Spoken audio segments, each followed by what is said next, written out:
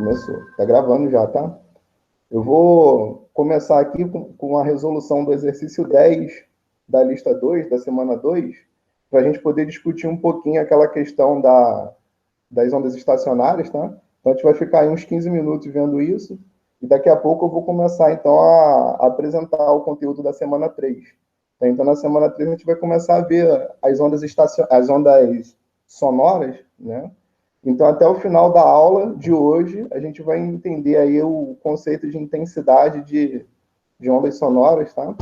Se alguém for fazer alguma pergunta, que tiver alguma dúvida, pode me interromper, porque eu não vou estar mais acompanhando o chat, não, tá? Vou abrir aqui o meu slide. Se vocês não estiverem vendo, me avisa, tá? Também.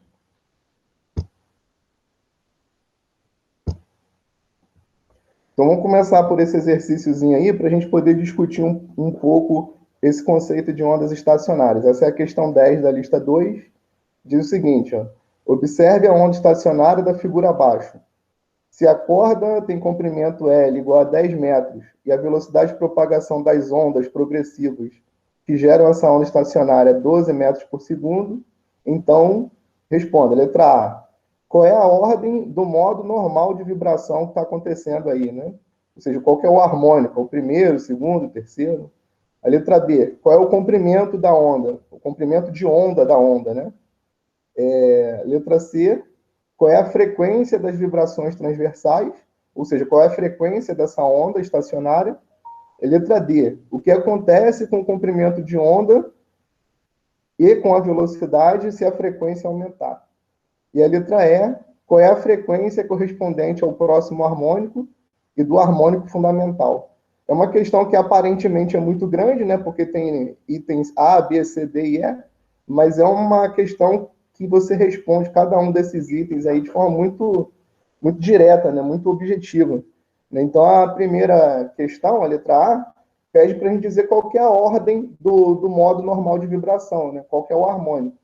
Aí é só contar a quantidade de ventres que tem aqui, né? Você tem uma onda estacionária que é composta por 5 ventres. Ó.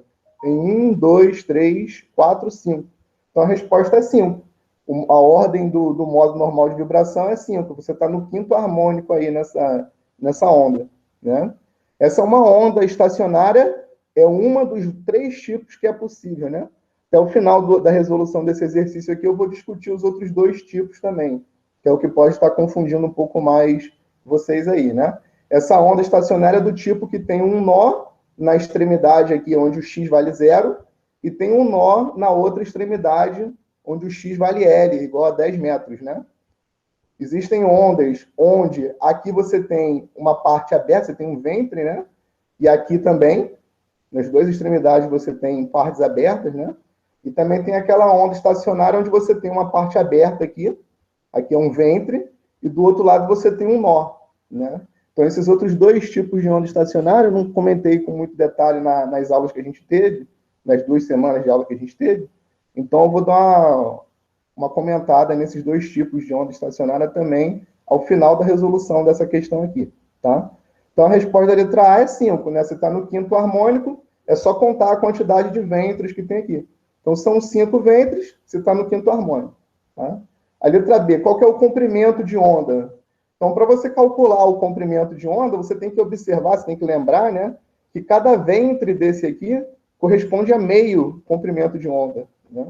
Eu vou passar a resolução que está aqui comentada, já fica mais fácil de entender, né? Então, está aí a resposta da letra A, está no quinto harmônico, N vale 5. Agora a gente está na letra B, né? A gente vai determinar o comprimento de onda da onda estacionária que está se formando aí dentro, tá? Então, como eu tenho 5 ventres, cada ventre corresponde a meio comprimento de onda. Tá? Então, se eu tenho o quinto harmônico, eu pego 5, multiplico por lambda sobre 2, isso tem que dar o comprimento total da corda, que é 10 metros. Então, daqui você tira o comprimento, o lambda dessa onda. Tá? Passo 2 para lá multiplicando, o 5 dividindo. Então, 2 vezes 10, 20, sobre 5, 4 metros. Então, o comprimento de onda dessa onda estacionária que você tem aí é um comprimento de 4 metros. Tá? Isso corresponde a 2 ventres desse, né? Então, aqui, ó, desceu, subiu, retornou, completou um comprimento de onda. Então, cada 2 ventres é um comprimento de onda. Então, se isso tudo aqui mede 10 metros, se eu tenho 5 ventres, 10 dividido por 5 dá 2. Então, cada ventre desse tem 2 metros. 2 ventres, que corresponde a 1 lambda, 4 metros. Tá? Então, o comprimento de onda é 4 metros. Tá? Letra C. Qual é a frequência das vibrações, né? A frequência F das vibrações? A gente tem que lembrar que a frequência e a velocidade estão relacionados, né? A gente sabe que a velocidade é o comprimento de onda lambda vezes a frequência, tá? Então, se eu quero descobrir a frequência, eu pego a velocidade e divido pelo comprimento de onda. Mas a velocidade é dada no enunciado, é uma velocidade de 12 metros por segundo. E o lambda são 4 metros. Então, quanto que vai ser essa frequência? Vai ser 12 sobre 4, 3 Hz. Tá? Essa é a frequência do quinto harmônico. Por isso que eu coloquei F5 aqui, para lembrar a gente que é o quinto harmônico. Tá certo? Na letra D, ele pergunta o que acontece com a velocidade e com o comprimento de onda se a frequência for aumentada. Vamos supor que desse valor 3 eu passe para um valor maior, né? Um valor, por exemplo, 6, sei lá, o dobro. O que vai acontecer com o comprimento de onda e com a velocidade? Bom, a velocidade ela não muda, né? Porque a velocidade só depende do meio. Então, se eu faço uma alteração na frequência, o comprimento de onda vai mudar, mas a velocidade não. Então, a velocidade ela não varia, mas o comprimento de onda vai diminuir, né? Se eu aumentar a frequência. Isso porque vale essa regrinha aqui, que a gente já conhece bem, né? A velocidade é o lambda vezes o f. Então, se eu aumento a frequência, eu preciso diminuir o comprimento de onda para a velocidade não mudar, certo? Então, vamos supor que eu dobre a frequência. O comprimento de onda cai pela metade, né? Para esse produto não ser alterado, tá bom? E no item E, ele pergunta para a gente, né, o que acontece, quais são, na verdade, a frequência do harmônico fundamental e do próximo harmônico, né? Então, se a gente está aí no quinto harmônico, o próximo harmônico é o sexto, né?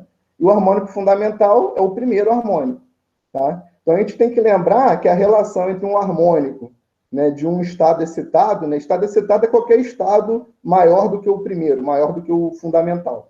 Tá? Então, por exemplo, o segundo harmônico é um estado excitado.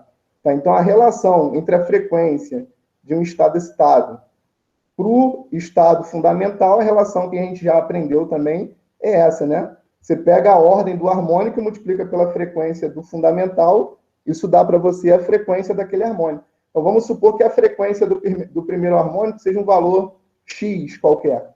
Qual que vai ser a frequência do segundo harmônico? 2x. Qual que vai ser a frequência do terceiro harmônico? 3x. Tá? Então, se eu tenho o quinto harmônico, que vale 3 Hz, então qual que é o valor do harmônico fundamental? Ó, esse número aqui dividido por 5 vai dar para você o valor do harmônico fundamental. Né? O quinto harmônico é 5 vezes o harmônico fundamental. Tá? Então, o harmônico fundamental é 3 dividido por 5, que dá 0,6 Hz. Tá? Essa é a frequência do harmônico fundamental.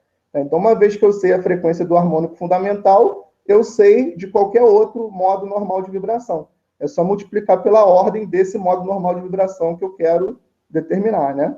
Então, a sexta, né, o sexto modo normal de vibração, ou o sexto harmônico, vai ter uma frequência que é 6 vezes a frequência fundamental, que é 0,6. Tá? Então, a frequência do sexto harmônico vai ser 6 vezes 0,6, 3,6 Hz. Tá certo? Então, essa é uma questão que tem muitos itens, mas as respostas elas são bem diretas, né? Não tem muita dificuldade nela. Esse tipo de onda estacionária que está aí, é como eu falei, aquele mais simples, né? Que tem um nó nas duas extremidades. Mas existe a possibilidade de você produzir ondas estacionárias que ou dos dois lados são abertos, né? Você tem ventre dos dois lados, nas duas extremidades, ou então você tem um ventre numa extremidade e um nó na outra, tá? Então, como é que funciona aqui nesses outros dois casos? Ó, no segundo caso, depois desse primeiro que a gente já avaliou, tudo funciona da mesma forma. Né? Isso porque se você for contar, olha aqui, ó, essa figura está deixando bem claro que aqui no meio você tem um ventre, né? Aqui nessa extremidade de cá, da direita, você tem metade de um ventre. Isso corresponde a 1/4 de comprimento de onda, né? E aqui do outro lado você também tem metade de um ventre, que corresponde a mais 1/4 de comprimento de onda. Então, se você tem um ventre inteiro mais duas metades, então é como se você tivesse, é precisamente você ter dois ventres inteiros aí, né? Então, aqui eu estou no segundo harmônico, tá? Esse tipo de onda estacionária aqui, ele se comporta de forma análoga ao primeiro, tá? Esse L é sempre um número inteiro vezes metade de comprimento de onda, tá? Então, para cada harmônico, você tem um valor para N. O primeiro harmônico, N vale 1, o segundo harmônico, N vale 2, o terceiro vale 3, e assim sucessivamente. Esse N pode valer qualquer número inteiro, tá? Agora, o outro caso, o terceiro caso, ele é um pouquinho mais complicado do que os outros dois, porque se você for olhar para essa figura, o que a gente tem aqui? Vamos olhar para esse caso particular aqui. Aqui você tem meio comprimento de onda, um ventre. Aqui você tem mais meio comprimento de onda, mais outro ventre. Então, se você for contar, né, comprimentos de onda, aqui você tem um quarto mais um quarto, aqui você tem um quarto mais um quarto de comprimento de onda. Então, você tem 4 quartos, né? Ou seja, um comprimento de onda inteiro.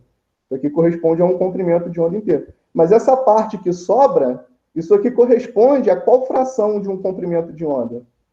A um quarto, né? Porque é a metade de um ventre. Se um ventre corresponde à metade de um comprimento de onda, a metade de um ventre é um quarto, tá? Então, se você for contar quartos de comprimento de onda aqui, o que você vai encontrar? Ó? 1, 2, 3, 4, mais 1, 5.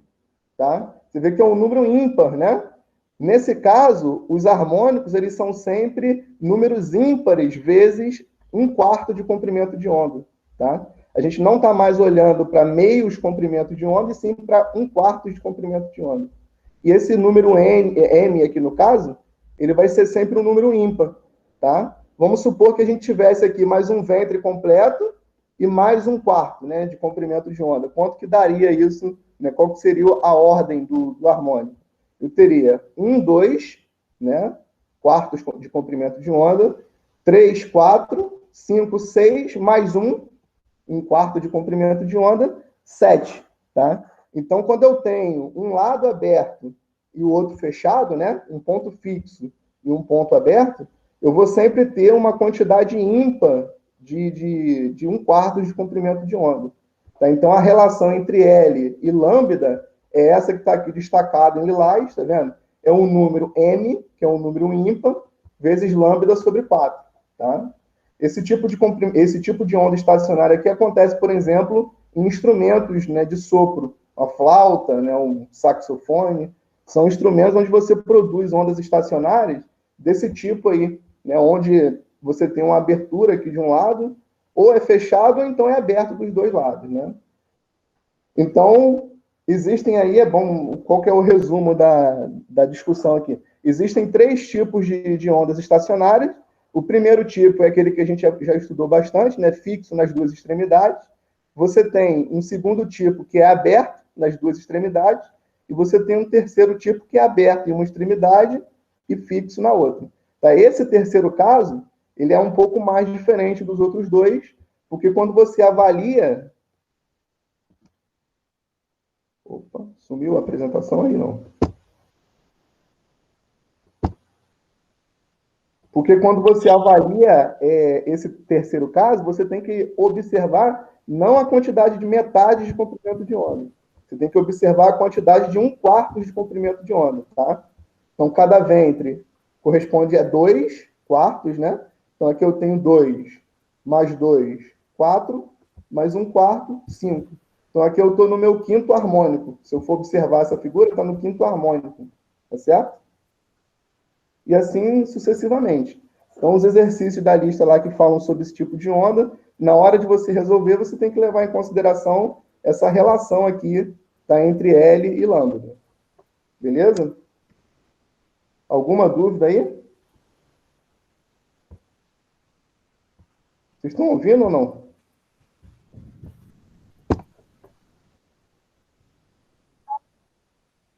Vinícius, eu tenho. Eu não entendi aquele negócio que você falou por último, não. Porque ele estava no quinto Você não harmônico. entendeu a parte Do quinto harmônico, quando tem um lado fechado e o outro aberto. porque dá 5? Vou voltar lá, só um minuto. Oi? Por que que dá certo? Isso. Vamos voltar lá que eu vou mostrar para você aí. Só um minuto.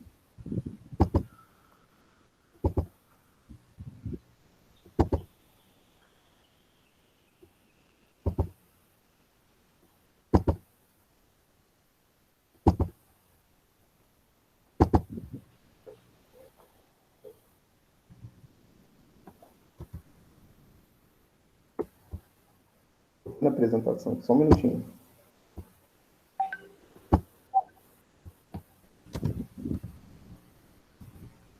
Aqui, ó. Você tá vendo aí, né? Sim ou não? Sim. Tá, então é o seguinte, ó. Quando você tem uma onda desse tipo aqui, o que você conta são quartos de comprimento de onda, tá? Olha essa parte aqui, essa boca aqui. Isso aqui corresponde a 1/4 de comprimento de onda. Tá vendo? Então, se você tem aqui 1/4, quando você tem um ventre inteiro, você tem quantos quartos? 2/4, né? Ó, isso aqui, se você fizer uma linha reta vertical aqui passando por esses dois extremos, isso corresponde a 2/4 de comprimento de onda. Né? Um ventre é meio comprimento de onda. Isso aqui é meio comprimento de onda, o ventre completo. Então, se você pega a metade do ventre, é metade de meio, 1/4, né?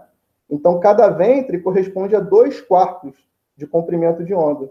Tá? Então, aqui você tem 2/4 de comprimento de onda mais 2/4.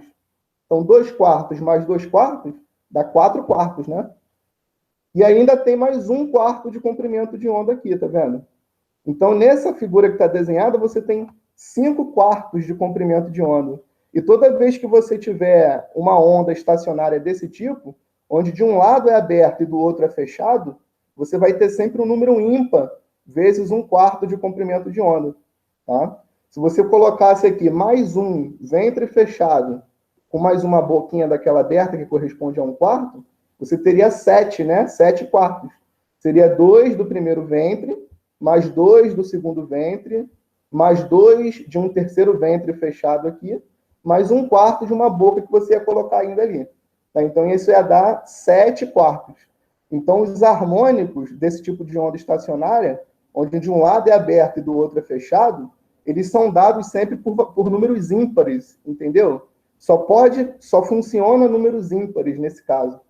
Tá? Então, você tem aqui, nesse caso, dessa figura que está desenhada, o harmônico 5, o quinto harmônico. Porque se você for contar a quantidade de quartos de comprimento de onda, dá 5. Tá? E aí, para cada caso, né, dependendo do número de ventres que você tem na figura, você vai ter um valor diferente para esse M. Mas vai ser sempre um número ímpar. Você pode fazer aí, vai testando várias possibilidades, você vai ver que vai ser sempre um número ímpar. Tá? Então, para esse terceiro caso aí de onda estacionária, funciona dessa forma. Você não tem harmônicos pares. Tá? Não acontece harmônicos pares nesse terceiro caso. Só os harmônicos ímpares. Porque você está sempre contando quartos de comprimento de onda, e para ter uma boca aberta aqui de um lado e fechada do outro, é necessário que o número de quartos de comprimento de onda aí dentro seja sempre um número ímpar.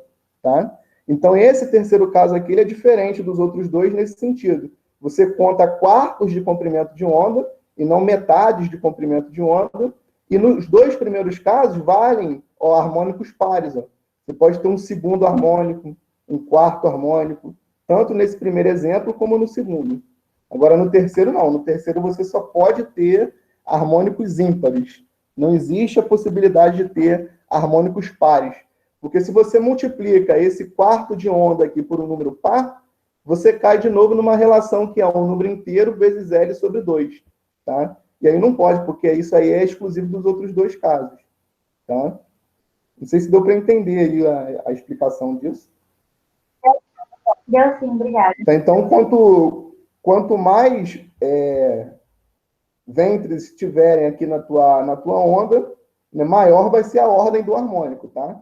Então, aqui nesse exemplo, como tem 2 ventres e uma metade, eu estou no quinto harmônico. Se eu tivesse 3 ventres e mais uma metade, eu estaria no 7º harmônico. Tá? Se eu tivesse só um ventre e uma metade, vamos supor que a figura fosse fechada aqui, na metade desse ventre do meio. Qual seria a ordem do harmônico? Seria 3, né? Que eu teria aqui Ó, um ventre inteiro, que corresponde a 2/4, mais a metade de um ventre mais 1/4. Daria 3/4. Então, eu estaria aí no terceiro harmônico. Tá? Beleza? Beleza, muito obrigada. Agora a gente vai falar um pouquinho sobre o conteúdo da terceira semana. A gente vai entrar, então, em ondas estacionárias. Aliás, em ondas sonoras, tá? Então, vou abrir aqui a apresentação para vocês verem.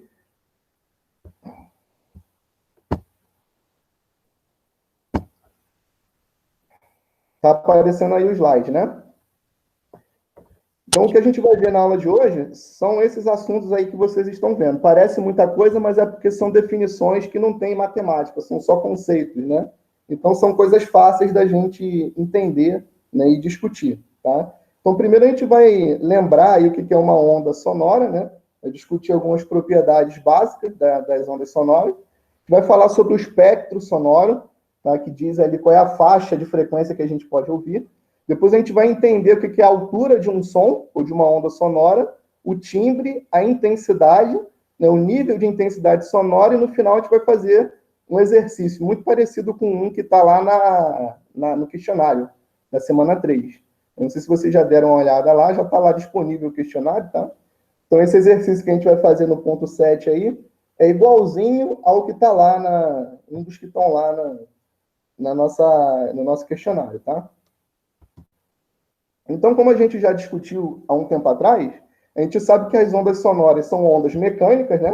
O que é uma onda mecânica? Alguém lembra aí? Onda mecânica é aquela onda que precisa de um meio material para se propagar, né?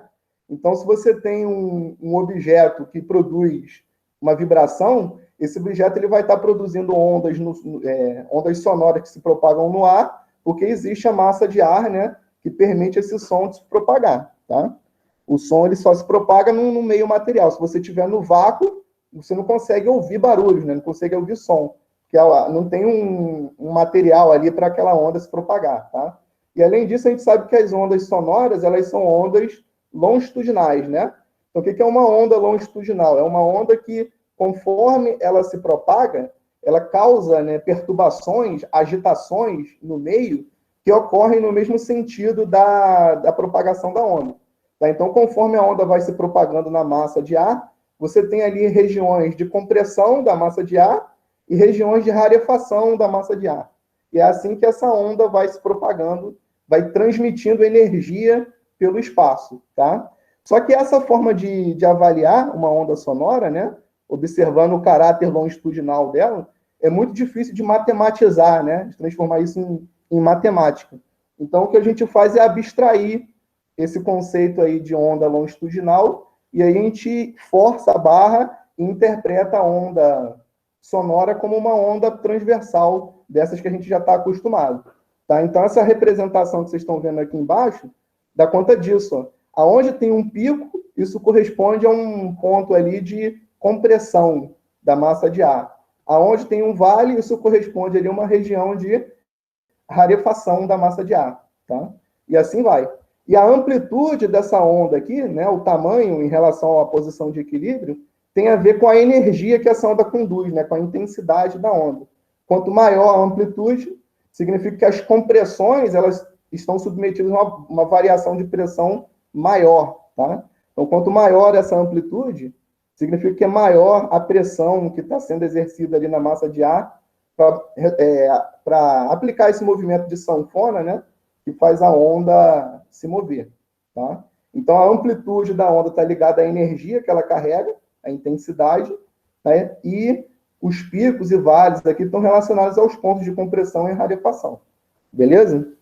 Então, uma onda sonora, ela é uma onda que, como eu falei, né, se propaga em meios materiais, uma onda mecânica, e para cada meio material onde a onda se propaga, você vai ter um valor de velocidade diferente. Tá? Então, se a gente olhar aqui, eu tenho 3 valores. Ó. No ar, a onda sonora se propaga a uma velocidade aproximada de 340 metros por segundo. Tá? Eu destaquei esse valor aqui em azul, porque é um número que é meio manjado, né? Então, a gente que está estudando ondas sonoras, a gente precisa meio decorar esse valor, tá?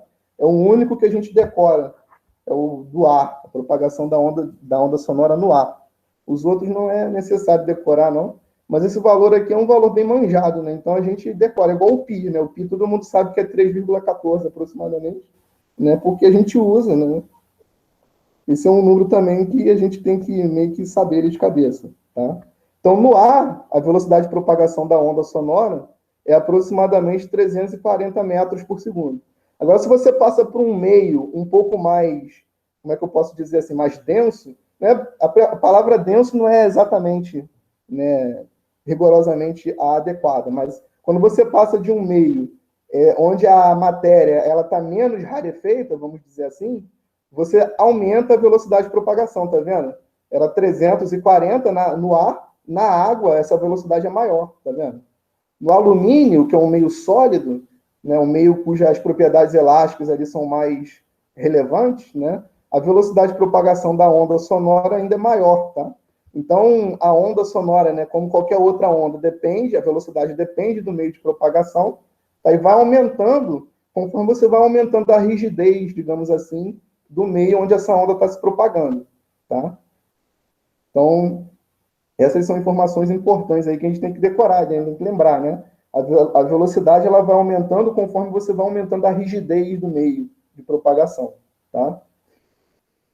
Lembrando que para a onda sonora também vale aquela regrinha, né? A lei fundamental lá das ondas, né? A velocidade de propagação é o lambda, comprimento de onda, vezes a frequência, tá? A frequência está relacionada à fonte que gera a onda, e o comprimento de onda lambda aqui a gente pode associar a distância entre essas duas crises aqui, como a gente fazia anteriormente, tá ok? E o que é o espectro sonoro, que eu tinha falado lá no início, que a gente ia falar sobre ele?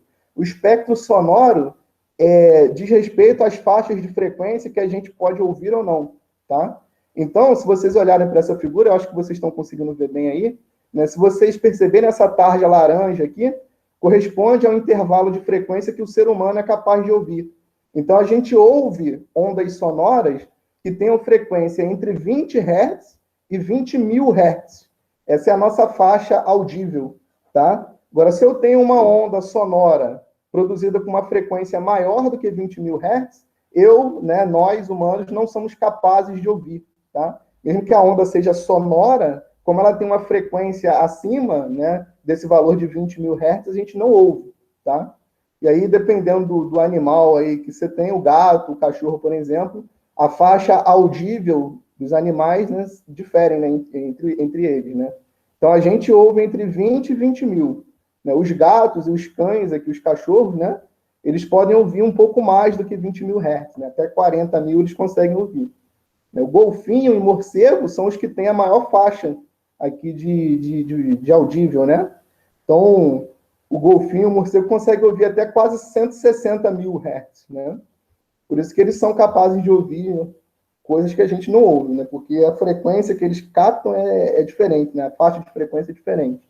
Né? Então, essa região que está acima do 20 mil Hz, a gente chama isso de ultrassom. Se é acima de 20 mil, é ultrassom, tá? E se é abaixo de 20 Hz, é uma região que a gente não ouve também, a gente chama isso de infrassom. Tá? O que está entre 20 e 20 mil, a gente chama de faixa do audível, tá? Então, esse é o espectro sonoro aí. Existe até um apito que tem uns adestradores de cachorro que usa, né? Um apito que ele apita, o cachorro ouve, mas a gente não. Porque esse apito emite sons que estão numa faixa aí diferente da que a gente é capaz de ouvir, acima de 20 mil Hz. Tá? Então, esse apito, ele incomoda, acho que ele incomoda o ouvido do cachorro, e daí ele consegue manipular o cachorro dessa forma. Tá? Então, esse é o espectro sonoro. É importante que a gente lembre desse valor, tá? A gente ouve entre 20 e 20 mil. Os animais, né, cada um tem a sua faixa de audível, tá? Então, a gente chama de faixa, faixa do audível, essa faixa que corresponde aos humanos, né? Entre 20 e 20 mil. Os elefantes, esse animal aqui é uma topeira, que está escrito aqui. Tá? Eles ouvem frequências menores do que 20 Hz. Né? Tá certo? Uma outra característica das ondas é a altura, tá? A gente está acostumado a ouvir falar de altura de um som de forma errada, né? No cotidiano a gente fala, aumenta o som ou abaixa o som. Na verdade, a gente está falando da intensidade do som, quando a gente fala aumenta ou diminui, né? O volume. Tá? A altura é uma característica do som que está relacionada à frequência, na verdade. Tá? Então, quando eu tenho um som que eu chamo de alto, esse som, na verdade, ele é um som que tem uma frequência alta, e daí ele é um som agudo. Tá? Um som baixo é um som que tem uma frequência baixa, e daí ele é um som grave. Tá? As notas musicais lá, né, aquela escala de Dó, Ré, Mi, Fá, Sol, Lá, Si, varia do Dó até o Si, né? O Dó é o grave, tá? Ou seja, é a parte baixa, é o que corresponde a uma altura baixa, né? É uma onda sonora que tem baixa frequência, então é um som baixo, é um som grave, o Dó. O Si é o contrário, o Si é o agudo. Então o Si, ele tem alta frequência, um som alto, tá? E daí existe uma classificação aqui entre as faixas, dentro do audível, né? Ó, do 20 Hz ao 20.000 Hz, a gente pode subdividir isso em categorias, né? Então, o mais grave de todos a gente chama de subgrave. Depois é grave, depois é média baixa, média, média alta e agudo, tá certo? Esses valores aí não é para a gente decorar, não tem por que decorar. Nessas faixas são só as classificações aí, para a gente ficar sabendo, tá? Então, quando uma onda sonora ela tem uma frequência muito alta, a gente diz que a altura desse som é grande, né? É um som agudo. Se a frequência for baixa, ele tem altura baixa e é um som grave, um som grosso, né? O agudo é um som fino, tá? Comparando aí com os comprimentos de onda, né? Como o comprimento de onda é inversamente proporcional à frequência, visto que a velocidade não varia, né, de propagação da onda no ar não varia, da onda sonora no ar não varia. Então, se eu tenho uma frequência baixa, uma frequência pequena, eu tenho um comprimento de onda alto. Isso está associado ao som grave, ao som grosso. Se eu tenho uma frequência alta, eu tenho um comprimento de onda baixa, está associado ao som agudo. Tá certo? Outra característica, né, outra propriedade aí das ondas sonoras é o timbre. Tá? Então, o timbre é uma propriedade que permite você diferir, né, os instrumentos ou a fonte que está produzindo aquela onda sonora pelo barulho que você ouve. Né? Cada pessoa tem uma voz de um tipo e a gente consegue identificar as vozes de cada um, né, quando a gente conhece alguém, pelo timbre. Né? A maneira como as cordas vocais vibram, elas produzem um perfil que vai produzir uma onda sonora que é bem fácil de identificar. Então, aqui, por exemplo, a gente tem alguns instrumentos aí, diapasão, flauta, violino, tem uma pessoa aqui falando, né? E um clarinete. Conforme esses instrumentos vão produzindo ondas, né, que se transformam em som, a maneira como a onda é produzida, o formato da onda, define o timbre, tá? Então, o diapasão, que vibra aqui de forma harmônica, né? Um oscilador harmônico simples, vai produzir um som que é facilmente reconhecível. Se você ouvir um diapasão sem estar vendo ele sendo, né, mexido, operado, você sabe que aquele som é de diapasão. Isso pelo formato da onda. Né? A flauta é a mesma coisa, ela produz uma onda com um formato que permite você identificar aquele instrumento, né? Aquele som, o instrumento pelo som que ele emite. Tá? As frequências podem ser a mesma, a amplitude pode ser a mesma, mas o formato da onda vai facilitar, vai permitir a gente de identificar um som do outro. Né? Não sei se vocês estão entendendo isso aí, né? É um conceito até tranquilo de entender, né? É o formato da onda que é como se fosse a impressão digital do som, o formato da onda, né? O código de barras, sei lá. Cada onda ela tem um formato, e esse formato que permite a gente saber, né, aquele som de onde está vindo, quem é que está falando. Então, quando eu falo, ou quando cada um de vocês falam, né, a gente fala com vozes diferentes porque as cordas vocais vibram de maneiras diferentes, né, e formam ondas com formatos diferentes. Tá? Então, esse é o timbre. E agora a gente vai entrar na intensidade. Né? Intensidade é aquilo que a gente chama de volume. Tá? Então, quando alguém fala aumenta o som, diminui o som, está falando do volume do som, né? Então, a gente está medindo aí, está discutindo aí a intensidade do som, tá? Então, é o seguinte, eu não sei se vocês estão conseguindo ver aí essa figura daqui de cima, está escrito o seguinte, ó, fonte sonora. Eu tenho uma fontezinha aqui, que é um ponto, né, uma circunferência. Esse ponto, essa circunferência, pode ser um alto-falante, por exemplo. E daí esse alto-falante está emitindo ondas sonoras, né? E aí, conforme o alto-falante vai emitindo ondas sonoras, esse alto-falante está jogando energia para fora, né? E essa energia ela vai se distribuindo pelo espaço. Então, se você está perto da fonte sonora, perto do alto-falante, você recebe mais intensidade de som, porque a sua distância é pequena, consequentemente, esse som foi distribuído numa região esférica aqui, ó, no entorno dessa fonte sonora menor. Né? Vamos supor que tem uma pessoa bem perto da fonte sonora, aqui nesse ponto, onde tá marcando o cursor do meu computador. Tem uma pessoa aqui, tem outra pessoa aqui, num ponto mais distante.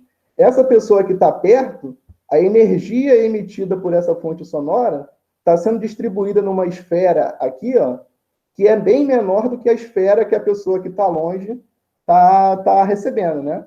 Então, a intensidade de som, né, da emissão da energia, é maior aqui perto da fonte sonora do que lá longe, tá? A gente define a intensidade da onda sonora dessa forma que está escrito aqui no quadro, ó. I é P sobre 4πr ao quadrado. O que é esse P?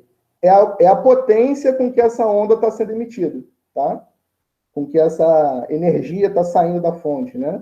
E o que é 4πr ao quadrado? 4πr ao quadrado é a área de uma esfera, tá? De uma superfície esférica, tá? Então, se você está em uma esfera que tem um raio muito grande, ou seja, se você está distante da fonte sonora, a intensidade vai ser menor, né? Porque essa fração aqui ela tende a ser menor, né? Digamos que essa fonte sonora aqui esteja emitindo uma potência de 1 watts, tá? Watts é a unidade de potência, né? Então está emitindo uma potência de 1 watts. Se eu estou numa casca esférica muito perto dessa fonte sonora, esse R vai ser pequeno. Consequentemente, quando eu faço essa conta, vai dar um I grande, se comparado ao valor do I para uma pessoa mais distante. Tá? Porque aqui, nesse ponto mais longe, o R é maior, aí quando você faz essa conta, o I, a intensidade vai dar maior, né? Vai dar menor, desculpa. Tá? Então, conforme você vai se distanciando dessa fonte, a intensidade tende a ir diminuindo. A gente define a intensidade por essa expressão que está aqui. Tá? Por que é 4πr ao quadrado? 4πr ao quadrado é a regra para o cálculo da área de uma esfera. Tá?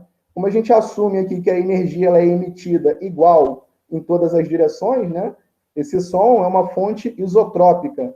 Ela emite energia, né, potência, em todas as direções da mesma forma. Tá? Significa que a simetria da distribuição dessa energia é esférica. Por isso que a gente divide pela área de uma esfera. Tá certo? Alguma dúvida com relação a essa definição?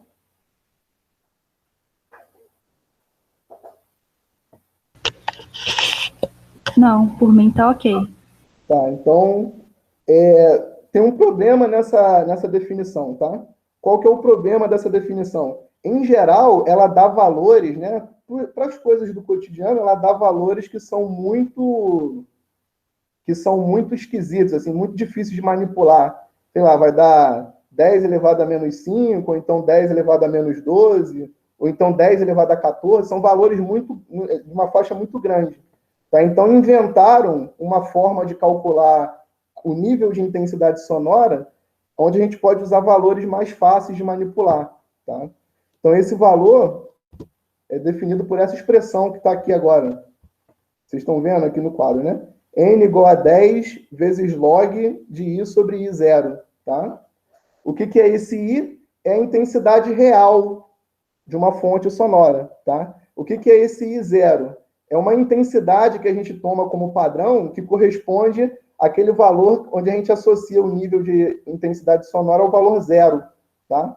Então, esse I0 é o que a gente chama de limiar do audível. Qualquer intensidade sonora emitida menor do que esse I0, ele não vai ser ouvido por ninguém, né? Por nenhum, nem humano, nem não humano, né? Tá? Então, esse I0 é um padrão aí, é um valor mínimo, né, de intensidade sonora, tá? E esse valor depende da frequência da onda que está sendo emitida, tá? Para a frequência de 1000 Hz, esse valor vale precisamente não, aproximadamente 10 a menos 12, tá? Watts por metro quadrado. Lembrando que a unidade do I é watts por metro quadrado, né? Pressão sobre área. Pressão é medida em watts.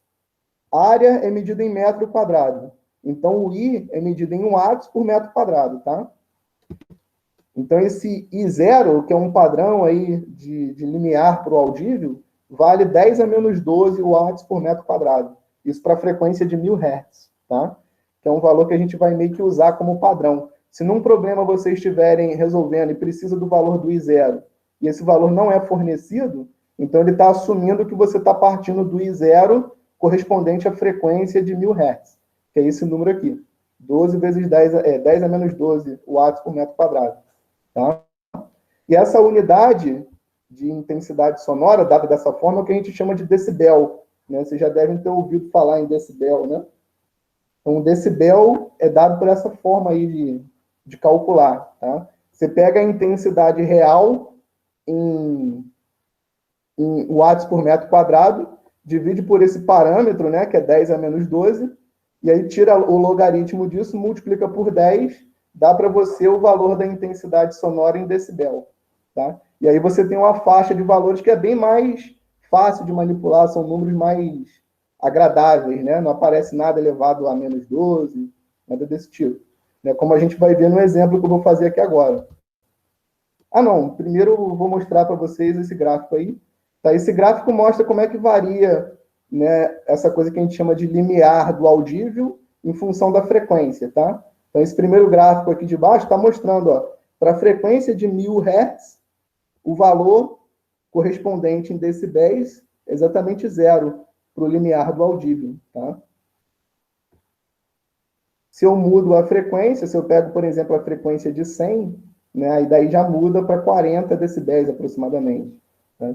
Então, existe aqui uma linha nessa parte de baixo que mostra como é que varia o limiar do audível em função da frequência, e tem uma linha na parte de cima que é chamado limiar da dor, que são valores a partir dos quais ali, se você está recebendo ondas sonoras naquela intensidade, você está pondo em risco, né, a sua saúde auditiva, né? É um valor muito alto, arriscado, né, perigoso para os nossos ouvidos. Tá? Então, vamos supor que eu esteja recebendo uma onda de frequência de 1000 Hz, tá? Eu não consigo ouvir nada, isso significa que eu estou associando a 0 decibel, né? 0 é nada. Então, se a minha intensidade sonora é de 0 decibel, a frequência aqui, correspondente a 1000 Hz, é nada, não estou ouvindo nada. Mas se eu estiver recebendo uma intensidade de 120 decibel, aí eu já estou colocando a minha saúde auditiva aí em risco, né? Na verdade, a partir dos 80 decibéis já não é agradável, né? Já é um som que incomoda. Mas para causar um prejuízo, né, para a saúde auditiva é a partir dos 120, quando a frequência é de 1000 Hz. Tá certo? Aqui tem alguns valores típicos aí de intensidade, nível de intensidade sonora em decibel, tá? Então, por exemplo, uma conversa baixa, 2 pessoas conversando baixo, isso tem uma intensidade em decibel da ordem de 20, tá? Ou então, se eu tenho um motor de um caminhão ligado, isso aí é da ordem de 70. Na verdade, esses valores aqui, do jeito que está dado aí, esconde algumas informações que são necessárias. Por exemplo, a distância, né? Porque o nível sonoro depende da distância. Então, vamos supor que aqui eles estão considerando a distância de 1 metro, né? Já que não foi dada informação nenhuma, a gente supõe que seja 1 metro. Né? E assim vai, né? Por exemplo, um show de rock, se você estiver do lado da caixa de som, isso corresponde a uma intensidade sonora ali da ordem de 110 decibel. Né? Já é bastante coisa.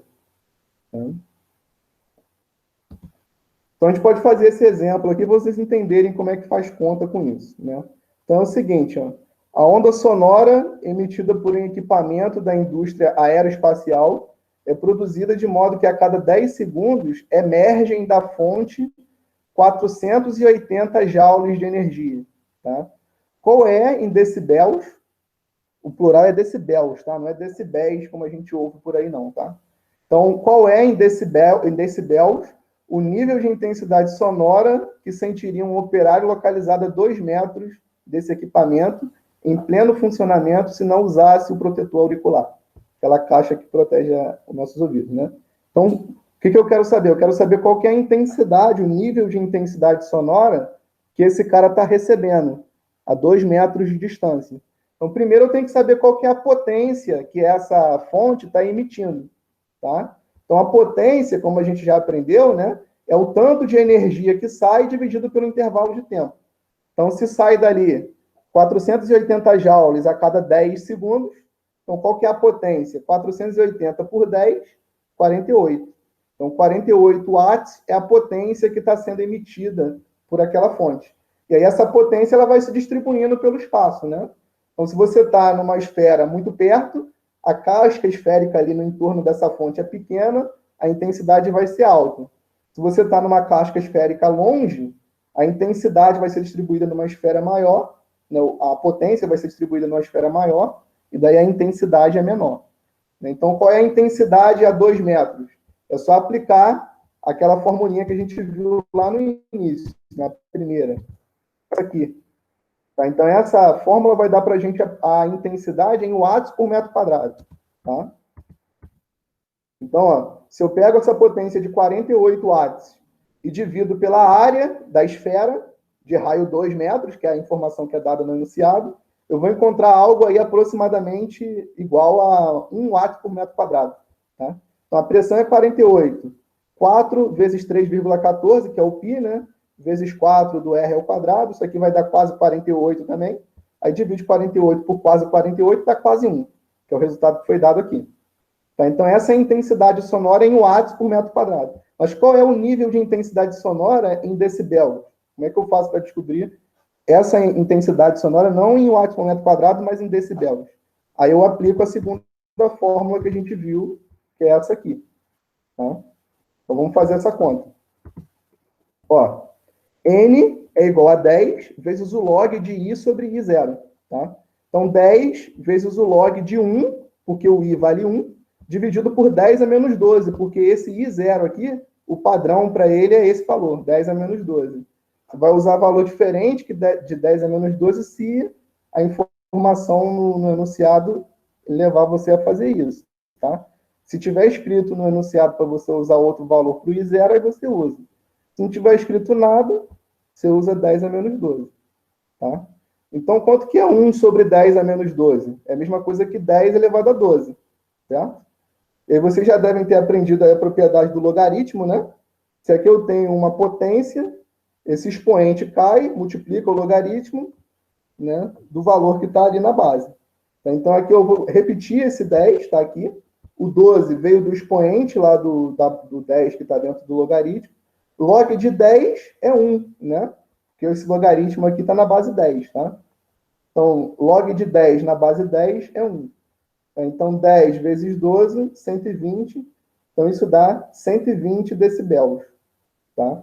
Então, essa potência aqui de 1 watts por metro quadrado é equivalente a 120 decibéis. Certo? Alguma dúvida aí nessa conta?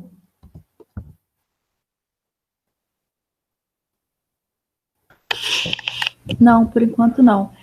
Essa potência, ele falou que foi a fonte em joule de energia, né? Vai ser sempre, sim. vai ser A sempre em potência, joule? porque potência, por definição, é a quantidade de energia que é jogada para fora, vamos dizer assim, né? Por unidade de tempo. Então, vamos supor que eu tenho uma máquina que joga para fora 50 joules a cada 2 segundos. Qual que é a potência em watts dessa máquina? É 50 sobre 2, que dá 25 nesse caso. 25 watts. Entendeu? Então, por definição, potência é isso. É a quantidade de energia dividido pelo tempo que leva para essa energia ser despejada ou consumida. Tá? Mas pode ser em outra unidade, ou se for outra unidade, a gente tem que converter? Não. Assim, poderia ser, por exemplo, caloria, né? Se fizesse algum sentido no contexto do problema. Mas aí você sabe relacionar caloria com joule, tá? Aliás, a gente vai discutir isso mais no módulo 2, né? Se fosse, por exemplo, caloria, uma caloria em joules é aproximadamente 4,2 joules. Aí você fazia ali a conversão, tá? Mas geralmente ele dá energia em joule. Aliás, esse problema que eu coloquei aí é um problema já bem mais completo, porque ele dá para você o valor da energia que está sendo emitida. Tá? Mas pode ser que ele deu para você já a potência direto. Esse valor aqui, ó, 48, tá vendo? Aí o seu trabalho ele acaba sendo mais facilitado, porque você não vai precisar calcular a potência. Ela já vai ter sido dada. Entendeu isso que eu falei? Não? Entendi. Tá? Então, cada problema é um problema, né? Nesse aí, você precisou calcular a potência emitida ainda. Mas tem problema onde a potência emitida ela já é dada em princípio. Aí fica mais fácil, você só precisa fazer essa divisão e depois passar para o decibel usando essa formulinha que está aí. Tá certo? Então, entenderam aí o conceito de intensidade sonora, né? A intensidade sonora é aquilo que a gente chama de volume do som. Né? Aumenta o volume, diminui o volume. Você está falando da intensidade. Né? Então, quando você aumenta ou diminui o volume, significa que você está recebendo mais ou menos energia, né, daquela fonte por segundo. Tá? E aí a intensidade vai depender da distância que você está da fonte. É claro que se você estiver muito perto da fonte, você recebe uma certa intensidade, né, uma certa quantidade de energia por segundo, né, entra no seu ouvido. Agora, se você estiver longe, essa quantidade de energia que entra por segundo é menor. Isso é muito intuitivo, né? Então, quem mede isso aí é a intensidade, a grandeza que a gente chama de intensidade. Tá? E ela está associada à amplitude da onda. Quanto maior a amplitude, maior a intensidade. Na verdade, está associada à amplitude elevada ao quadrado. Tá? Tudo bem? Entendi. Obrigada. Tem ainda aí a parte de efeito Doppler, nessa semana 3, mas isso eu não vou colocar aqui agora, não. De repente, na semana que vem, mas o conteúdo da semana que vem também é grande. Tá? Então, se tiver efeito Doppler, vai ser um trabalho extra aí, depois, mais para frente. Tá? Entenderam como é que calcula aí a energia, a intensidade em decibel, né? É esse logaritmo aí, coisa que vocês já estão acostumados, logaritmo, né? Lá do pH lá, né?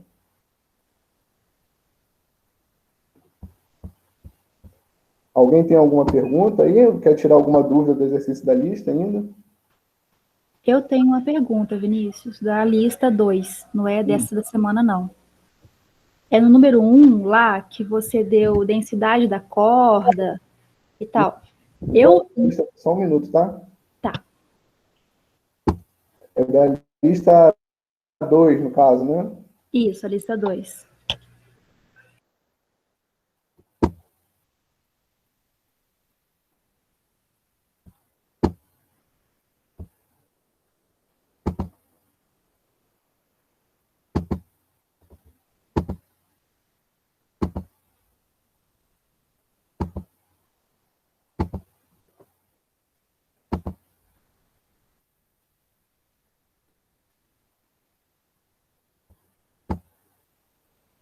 Tá aparecendo aí já, né? Já. Aí, na letra... A questão é a questão 2? Não, número 1 mesmo, exercício 1. Número Isso, 1. você deu até a letra A, deu a densidade linear e tudo mais. Mas eu não consegui achar algum meio para usar essa densidade. Eu achei a velocidade, achei os parâmetros aí. Mas eu achei considerando a velocidade máxima. Pode ser assim? Não, a velocidade máxima, deixa eu ler o enunciado aqui. Uma onda transversal senoidal é gerada em uma das extremidades de uma corda longa horizontal mediante uma barra que desloca para cima e para baixo de 50 centímetros. O movimento é contínuo, repetindo 120 vezes a cada segundo. Se a corda tem densidade linear de 25 gramas, né, 0,25 kg por metro, sendo mantida sob tensão de 90 newton, determina a velocidade, a amplitude, a frequência e o comprimento de onda. Eu consegui achar tudo isso. Eu achei a amplitude, eu achei a frequência, eu achei o comprimento de onda, eu achei a velocidade. Mas no caso da velocidade, eu só consegui desenvolver uma conta, considerando a velocidade máxima. Entendeu? Mas não... Como assim velocidade máxima? A velocidade é uma só, né? Ela não varia, né? Ah, tá. Porque assim, na fórmula geral. Você deve estar confundindo, você está calculando a velocidade de propagação do sinal horizontal, né? Certo? Eu não sei, o que eu fiz? Eu peguei, a amplitude deu, né? Deu a frequência. Aí eu usei aquela fórmula daquela velocidade angular, que é 2π vezes a frequência. Não. Ó, Não? peraí que eu vou abrir aqui o material desse assunto aí para você ver. Tá.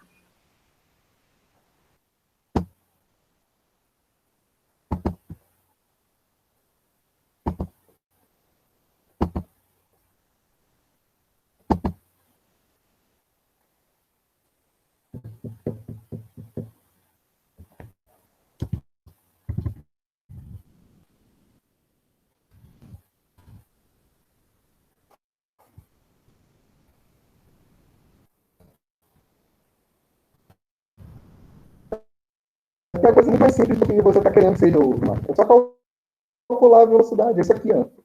Você tem o módulo da força. O módulo da força, esse T aqui, né? 90 newtons. A densidade linear de massa foi dada. É 0,25 kg por metro. Coloca aqui e calcula a velocidade, dá o resultado. Né? Vamos fazer essa conta aqui rapidinho para ver quanto é que dá. Nossa, deu uma volta muito maior. Porque você está confundindo, você está querendo calcular a velocidade de oscilação de um ponto na vertical. Não é isso que é pedido aí. Ele quer saber qual é a velocidade do sinal na horizontal. A velocidade de propagação da onda é constante, não tem maior ou menor. É uma velocidade só. Tá? Entendi. Então, a coisa é muito mais simples que você está querendo fazer. É só aplicar essa fórmula aqui. Vamos ver quanto é que dá. Quanto é que você achou aí no seu resultado? Deu 3,77 metros por segundo ao quadrado. Metros por segundo. Eu vou fazer a conta aqui. 90 dividido por 0,25, né? Dá aproximadamente 19. Isso, 18,97, né?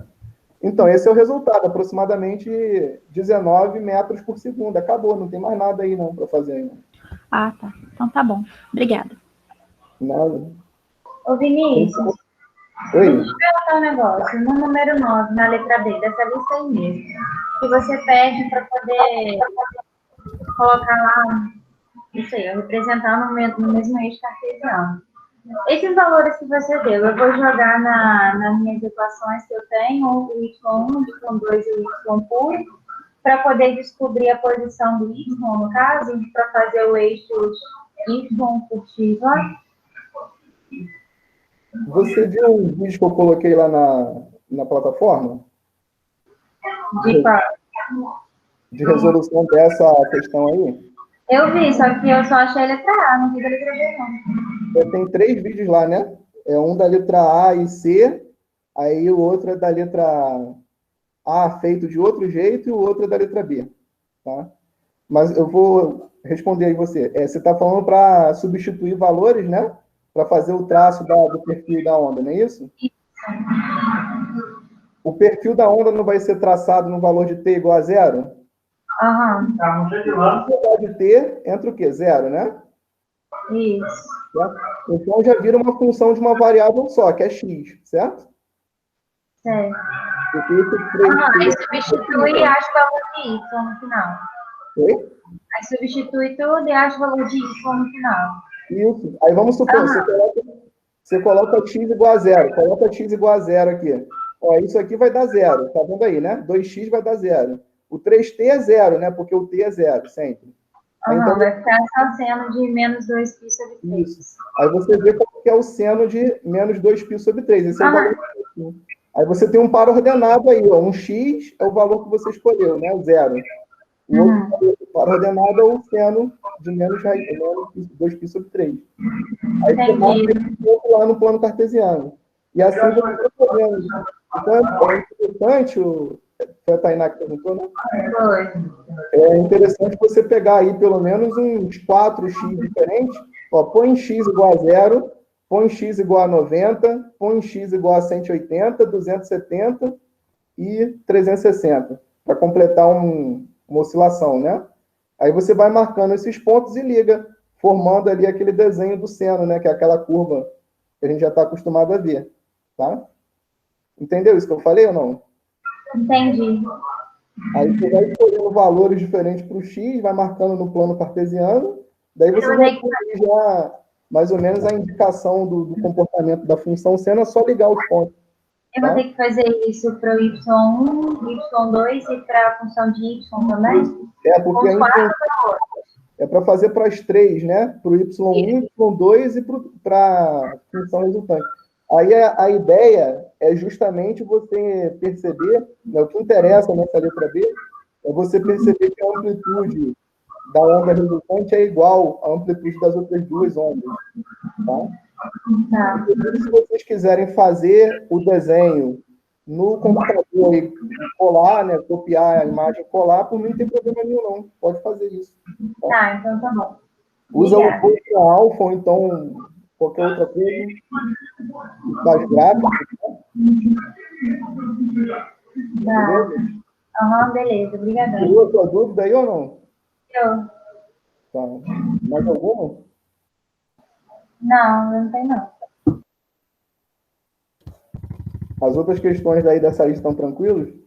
Ó, isso aqui é de onda estacionária também, tá vendo? Ó? Essa aqui você está em qual modo normal de vibração? Ó, 1, 2, 3, 4 ventres. Ó. Então está no quarto modo de vibração. Não sei nem se é isso que está perguntando aí, né? Mas... Aí.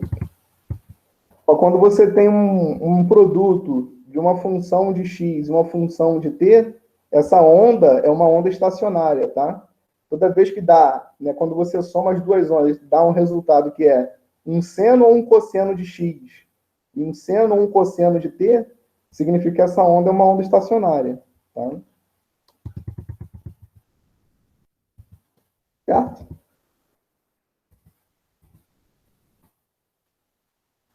Alguma pergunta aí da aula de hoje? Mais alguma pergunta da lista 2 ou posso fechar ela aqui?